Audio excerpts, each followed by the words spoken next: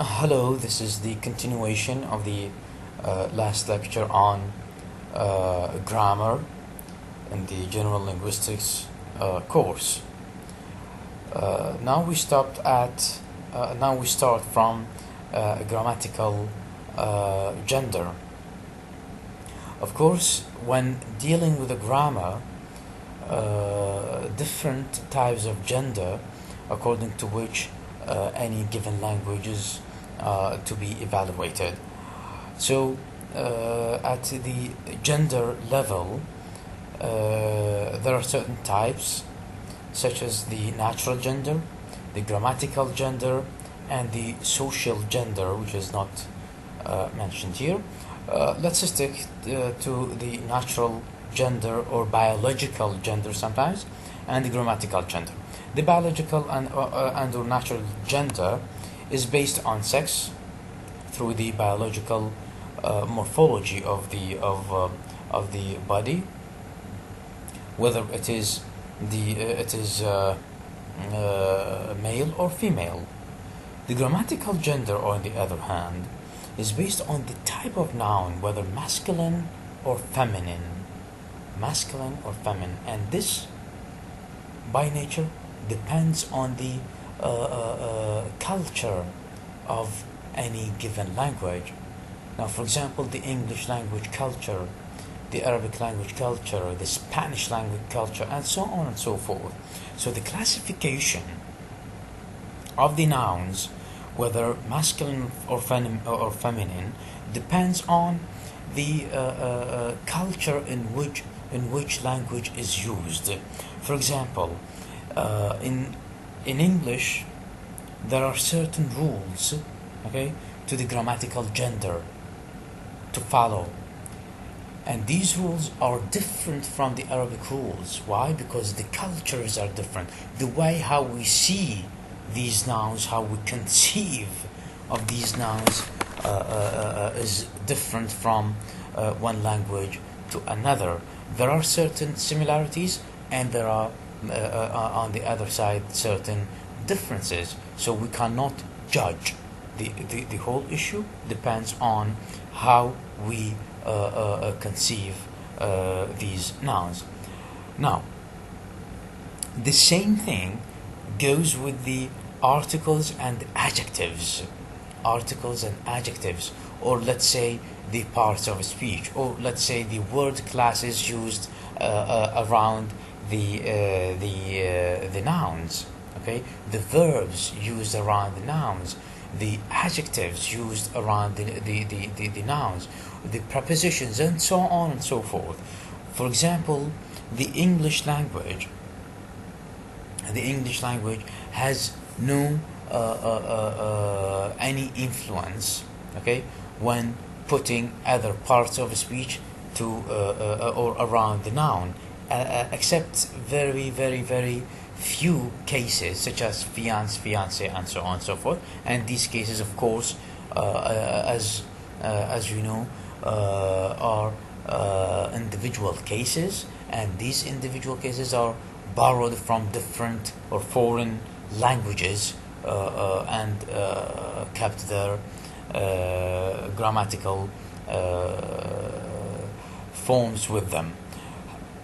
And another example from the Spanish or German or the Arabic language, which is nearer to us, the adjective, the articles, the adverbs, the verbs, and all these parts of speech are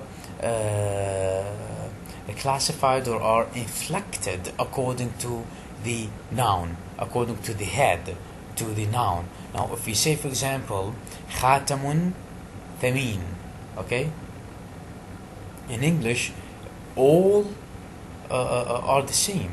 khatamun thamin, sa'atun thamina, baytun thamin, qaryatun thamina, and so on and so forth. In English, the issue is different. They do not inflect according to gender.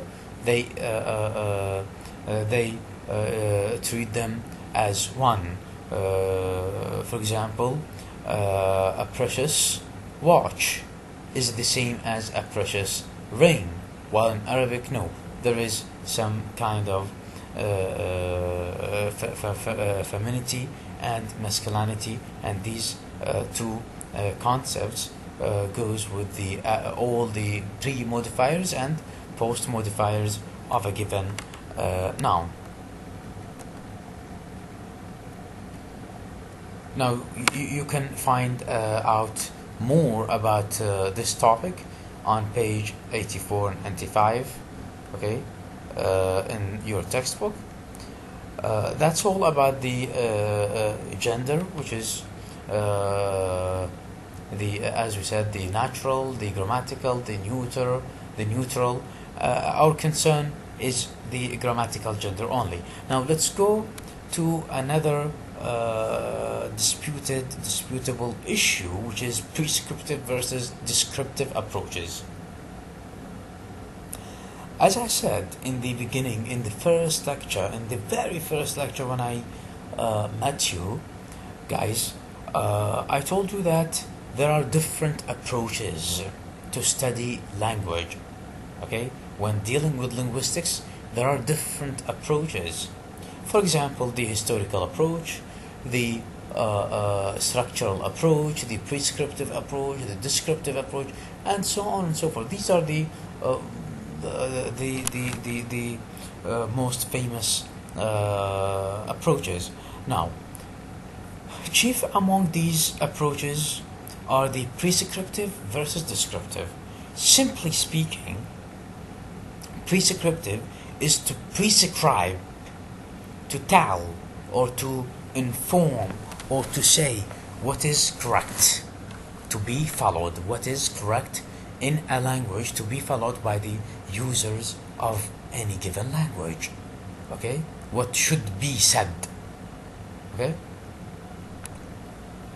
the opposite of that is that the descriptive grammar.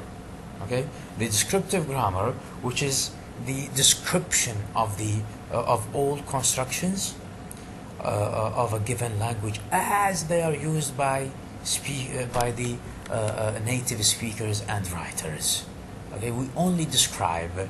Okay, we only describe. Now nowadays our textbooks are only describing the language. For example, the book of linguistics, your textbook by George Joule, is only a descriptive, is only based on the descriptive approach.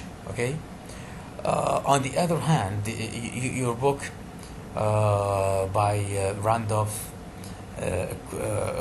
Quirk, okay, and Greenbaum, the University Grammar of the English Language, is a mix between the descriptive approach and the prescriptive. Sometimes you find the writer describing the rules used by the native speakers of English.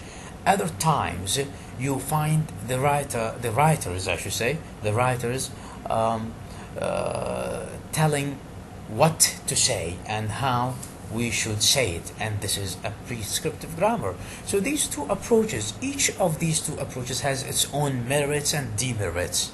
Okay, we cannot judge here which is better than the other. However, two approaches, and they are very important in dealing with language. Today we'll stick with the prescriptive approach. Okay, and we'll postpone the descriptive approach for the next lecture.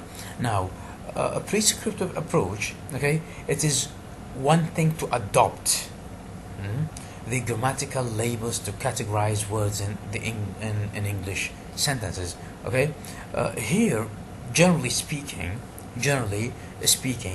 they are after the constructions, how the grammar of any given language is structured, okay, and how it should be used.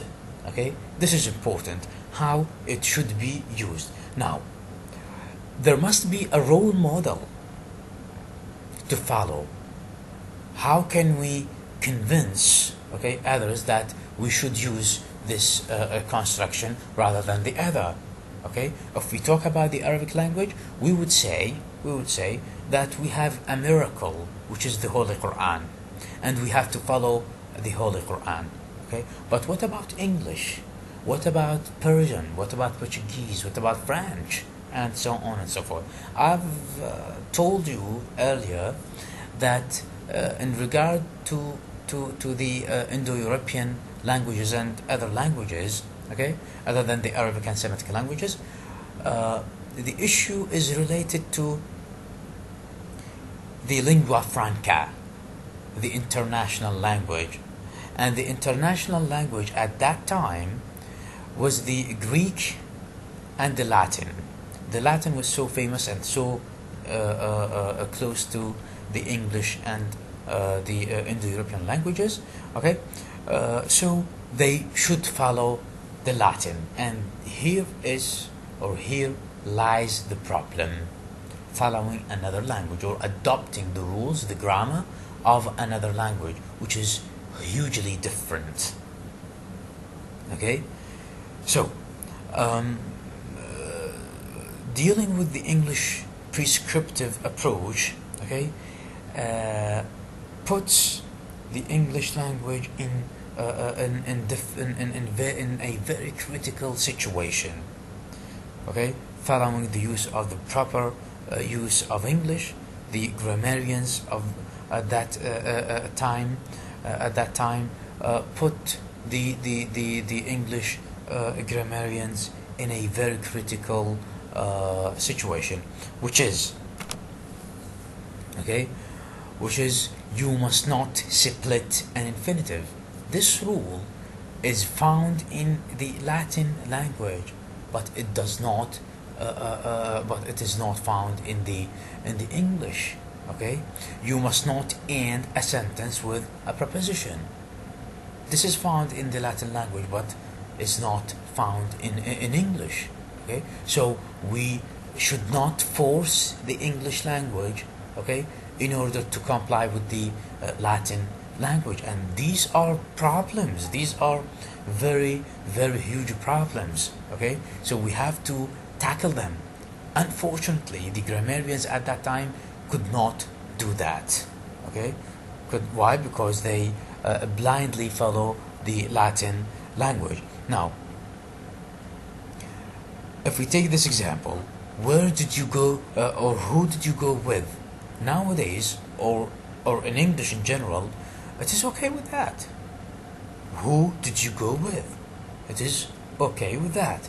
It has nothing wrong. But according to the traditional grammarians, it is wrong. Why? Because it is less formal than the second one. With whom did you go? With this, with whom did you go? So you have to start the sentence with a preposition, but not ending it with that preposition. And these are issues of stylistic considerations, okay, and how people use language. We do not put ourselves in such minor details, making sure that the preposition will, and so on and so forth. Okay. Another issue of the traditional grammar or grammarians, which is the difference between me and I. Okay, Mary runs faster than me. Okay, or Mary runs faster than I. Okay, so the difference between, of course, the correct is I.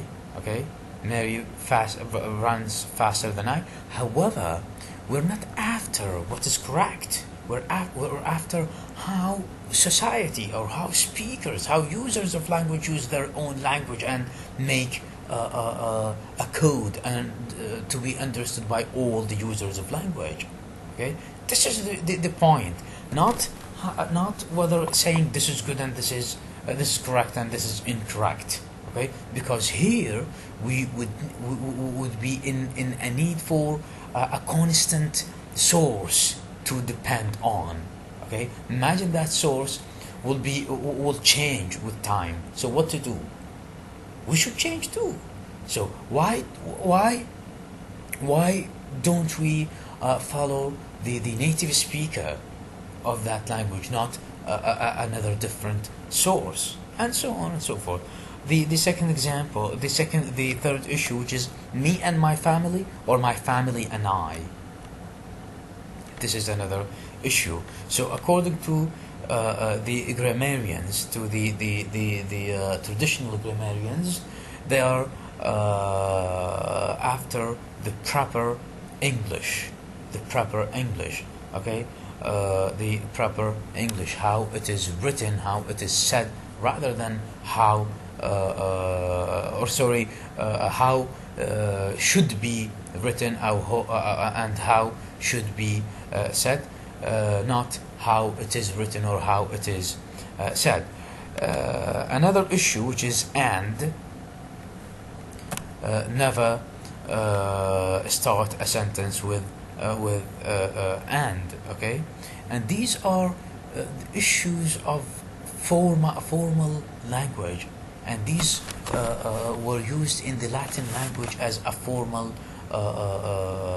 religious language at that time, and nowadays the Latin language is similar to the Arabic language, which is divided into certain languages, okay, just like the Arabic language when it is divided into different dialects or language, I could say, okay, the Latin language is so. However, its impact on different languages is evidently clear, okay. So we can deal with the prescriptive rules as the social expectations, okay, to obey these rules, okay, to obey these rules. Why? Because the social needs at that time are highly considerable. When somebody says, "Who did you go with?" will be regarded as less educated than the one saying, "With whom did you go?" Okay, so it is a matter of social considerations, and that's why the prescriptive approach is kept alive till this moment, okay, especially in the conservative societies such as the British society. However, it is worth considering the origins of some of these rules and asking whether they are appropriately applied to the English language or not. As I said in the beginning of the lecture, they are not. Most of them are not appropriately applied to the English language. And as I said in the beginning of this course, when I first met you, that each language has its own specifics, its own peculiarities, its own system. Okay, yes, there are many similarities, but at the same time, there are so many differences. So we cannot judge a language by other language, such as judging English under the impact of the Latin language. You can read about the Captain Kirk's infinitive, okay, the split between the infinitive, for example, to go. You cannot split between to and go, okay, and these issues, okay, these issues are found in the English language, but not in the Latin. So we cannot deal with them, and these raise a problem to us, and this is the main issue why the descriptive approach appears into the scene. That's all for this lecture. Next lecture we're going to deal with the descriptive approach, again the merits and demerits.